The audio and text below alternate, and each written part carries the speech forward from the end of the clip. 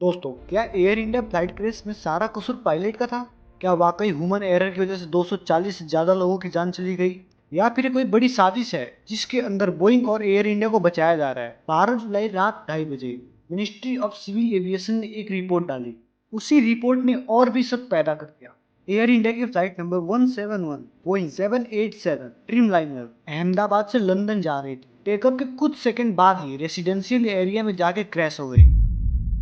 सवाल ये उठता है, आखिर ये हुआ कैसे?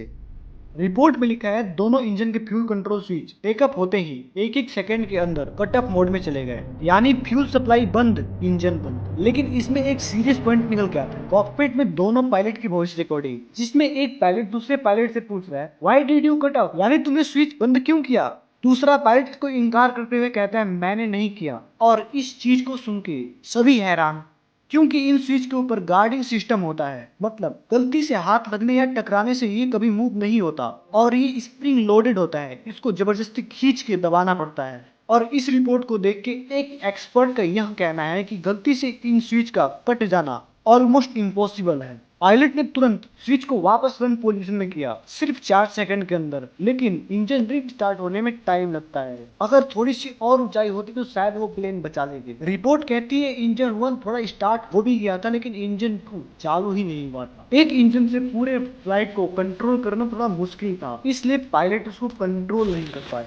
फिर मेडे कॉल भेजा गया, वी लॉस्ट थ्रस्ट। अब रिपोर्ट का सबसे बड़ा क्लेम सुनो, ना कोई बोइंग 787 में कोई खराबी निकली, ना इंजन में, सिस्टम में कोई फेलियर नहीं मिला, ना कोई फायर अलार्म, ना कोई ओवर रेटिंग, कुछ भी नहीं। तो सवाल उठता है, अगर सिस्टम सही था तो फ्यूल स्विच कैसे बंद हुए?